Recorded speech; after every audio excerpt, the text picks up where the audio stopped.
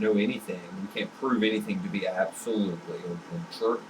But what we, and I don't, by we, I don't mean you and I don't mean Christians in general, but what people can do, Hollywood, most media, most assuredly the liberal left, can mount a campaign that attempts to define what's acceptable, if not right or wrong.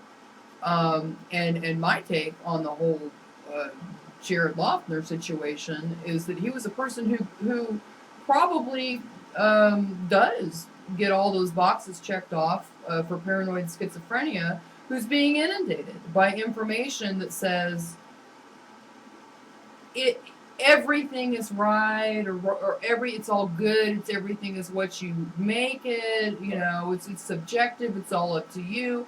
And here you have a person who's not quite capable of making any kind of decision like that, and who also has no faith that maybe could, nothing to which he could turn to help guide him. And I think that's dangerous. I think that's one of the biggest dangers of atheism right there, is that you really do have to you really have to fight a hard fight your whole life.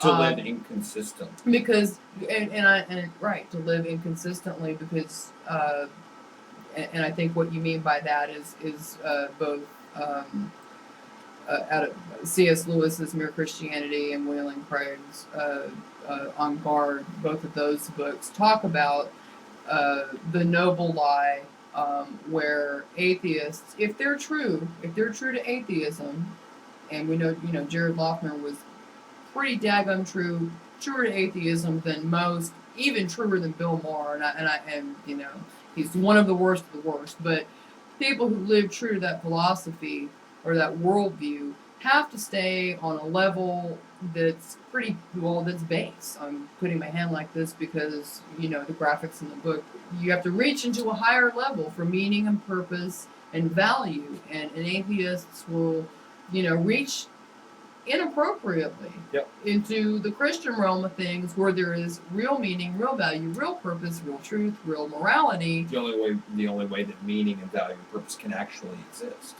only in an objective form. That's right.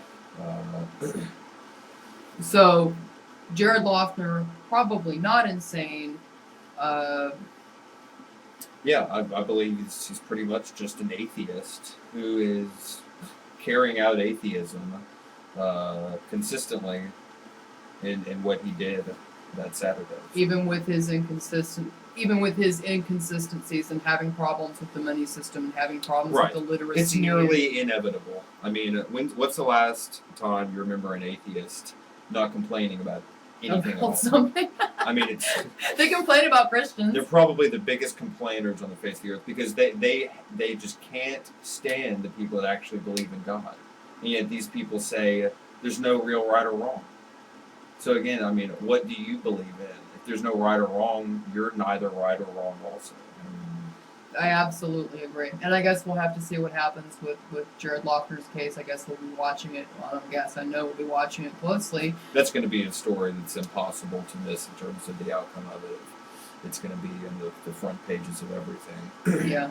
And just for the record, I honestly think that they should make it a crime to continue to post that mugshot where his head is shaved and he...